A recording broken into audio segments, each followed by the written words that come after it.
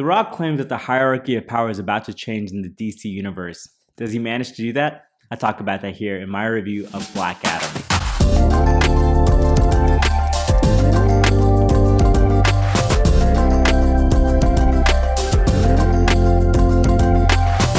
So Black Adam is a movie in the DC universe that has been in the works for 15 years, believe it or not. Back in 2007, The Rock expressed his interest in bringing this character to the big screen. Due to a lot of different reasons, shakeups with Warner Brothers and the ever-evolving plan for the DC universe, 15 years later, the movie is here. And I have some thoughts on it. So I went and watched Black Adam last night, and I'm not gonna lie, it was really kind of discouraging walking in to see the Rotten Tomatoes score and to not have it be as optimistic as I wanted it to be. But like I try my best to do every single time, I really honestly left my expectations at the door, walked in, and I'm not gonna lie, guys, I had a pretty good time with it. Is the movie a mess in certain aspects? Absolutely. There are some things in this movie that absolutely do not work, that if it wasn't for some redeeming qualities, that might push into much more of a negative review. But I walked out of that theater saying that movie definitely had problems, but I can't deny that I had a lot of fun walking out of that theater. So let's talk about what worked in the movie. I think it'd be weird to almost not start with Dwayne "The Rock" Johnson. The Rock is such a bigger than life character in real life. And so I was very curious to see how he would bring this relatively obscure character from the comics to the big screen. And that is not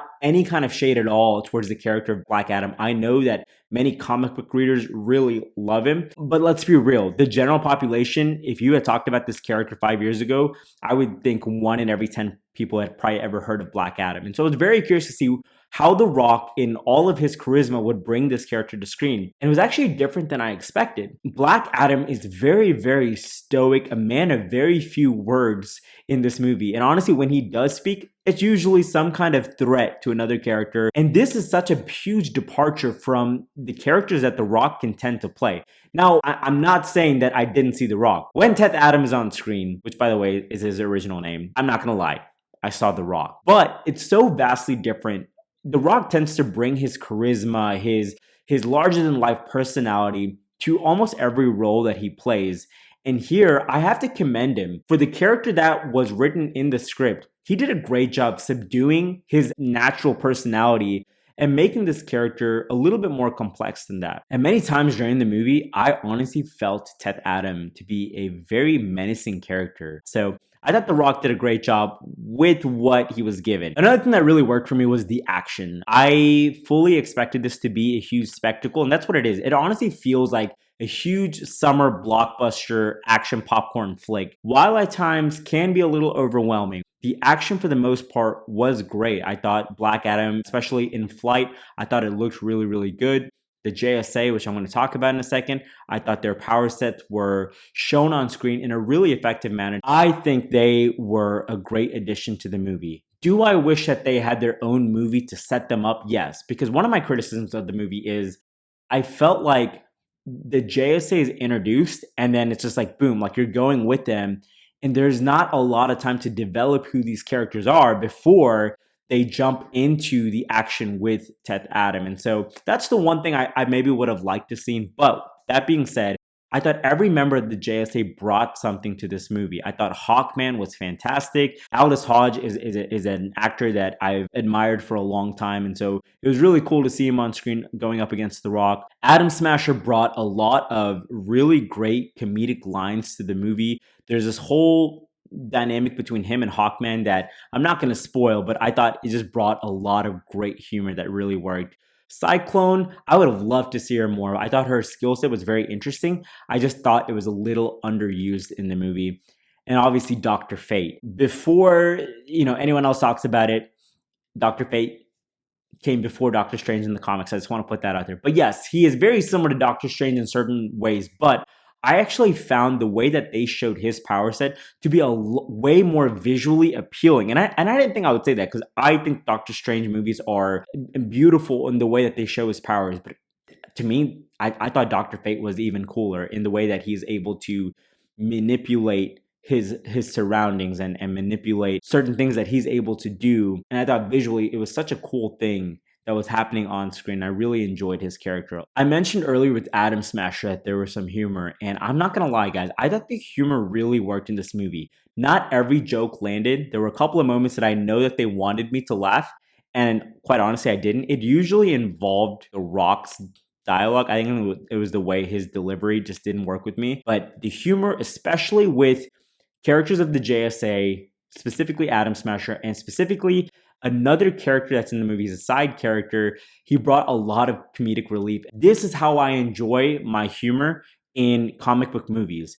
My biggest complaint with a lot of movies as of late, especially in the comic book genre, specifically with Marvel movies, and I'm a huge Marvel fan, but I felt that they saw that audiences really enjoyed the humor in the first few phases, but I think they've leaned a little too far into that. Just kind of slapstick comedy that I really didn't enjoy. This movie, honestly, most of the humor worked really well. And the last main thing that I'm going to really talk about is the post-credit scene was great. I love that the way it sets up the future of the DC universe. Please, please, please, if you go watch this movie, do not walk out when the credits roll. Stay for it. I promise you it's going to be worth it. The post-credit scene had been ruined for me due to people online, and honestly kind of due to The Rock himself. I still clapped and had the biggest smile on my face when the post-credit scene happened. So make sure you stick around. Okay, now I've gotten most of the good out of the way, and I'm going to get to some of the things that really didn't work for me. And number one, the dialogue and the script it's pretty atrocious. Let's talk about the dialogue first. There's a side character in this movie that is played by a kid, and I try really hard not to be down on kid actors. I know that it's not the easiest role. The script really did this actor no favors. Every time he was on screen, I was rolling my eyes. While I don't think the kid did the greatest job acting, the script really didn't help because it wasn't just with that specific actor. I thought certain lines that The Rock was putting out there, certain lines that Hawkman was putting out there, just felt so flat. It felt so clunky. It didn't feel, many lines didn't feel natural. But beyond just the dialogue, I thought the script really fell apart in the third act. There was parts of the movie where I felt like it might have been reworked. I haven't looked too much into the movie, so I don't know how much interference and reworking and reshoots there were. I felt like the movie really hit its stride in Act 2. And Act 2, I was really all in. I was really enjoying what I was seeing. And then Act 3 happened. And the prototypical Act 3 that tends to happen with these comic book movies happened. And honestly, kind of lost me until the end, until the post-credits scene. I mentioned earlier that there was a lot of action in this movie. And honestly, guys, I think there was way too much action. This is so much action that at one point I was feeling a little mentally exhausted with the amount of action that was in it. Throughout, I felt like we went no more than 5 minutes of screen time before another action scene started. And it started to just get a little overwhelming. There's just a lot of spectacle happening. And while obviously I enjoyed it because it was in my positives for the movie, I really think that if this movie had cut out maybe 2 or 3 of the action sequences, it would have made this movie a lot tighter and a lot smoother. And I felt like audiences may not have that same exhaustion with the amount of spectacle that's happening on the screen. So speaking of the third act, the movie was working, and then I don't know if the studio had said, hey, we have to have a big villain at the end. The villain is awful. The villain is awful. Never gonna remember this villain again. It just didn't work. I really feel like if they had just focused on The Rock being the antagonist to the movie and his journey to where he ends up at the end of the movie, without the whole third act villain, this movie would have worked so much better. Whoever decided to go that way with the villain and the ending of the story really should have reconsidered. All in all, guys, I had a good time with the movie. It is definitely not at the top of my ranking of DC movies, which maybe I'll get to one day, but it is a fun time. While I acknowledge it has its flaws, I really think that the positives do outweigh the number of negatives. And all in all, I gave it a positive review. And so while I'm not going to do a number ranking, because I know that the internet likes to use that against people, I think I'm going to do just a simple ranking of like, hey, do I recommend this? Do I not recommend it? Do I recommend it in theaters or recommend it at home? And for me, just because of the amount of spectacle, my recommendation is if you're a fan of the DC movies and if you're interested to see where the DC universe is headed, I think this is worth going to the movies to watch. All in all, Black Adam is worth the watch. If you decide to wait to watch this movie at home, I completely understand. It is not top level comic book movie, but I think it's a fun watch.